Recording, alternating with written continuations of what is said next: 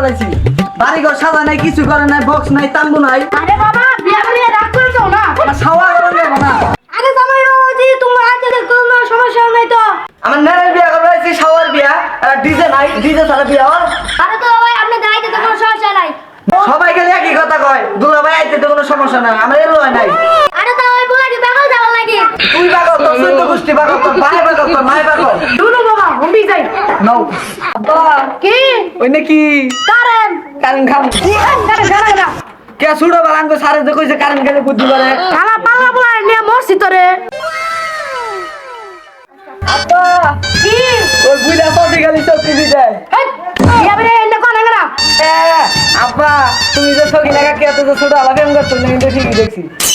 এনে কোন না বাবা চুপ চুপ তাই দি এই সুইট মাসের দিনে একটা বিয়া পাইছি দুটি করে টাকা কামাই করা হয় এক কাজে তাছে সালাম দে আসসালামু আলাইকুম আব্বা জান হ্যাঁ এটা কাজে তোর হসুন না কালি থাক বহুন বহুন তাহলে বিয়ার কাম শুরু করে দে কাজে যা তাহলে শুরু করুন মন্টুর ছেলে জন্টুকে দিয়া আব্দুলের মেয়ে টুনটুনি বেগমকে দিয়া 1 লক্ষ টাকা বাকি রেখিয়া 1 টাকা নগদ পাইয়া বিয়া করে লইলো ইল্লা বলো বাবা কবুল না আমি কবুল করবো না দুলা ভাই কবুল ডান নাই কোন না আমার শরম করে হ্যাঁ আন্না তো দেয় আমার না কথা তাহলে আব্বা কবুল ডান নাই কোন হ্যাঁ বেশাস্তা বলা এত করে তুই এনে কি কস কবুল কর কবুল এ বিয়াই মেয়ে নে হন আর মিষ্টি নে হন কবুল করলে আবার মিষ্টিও দেয়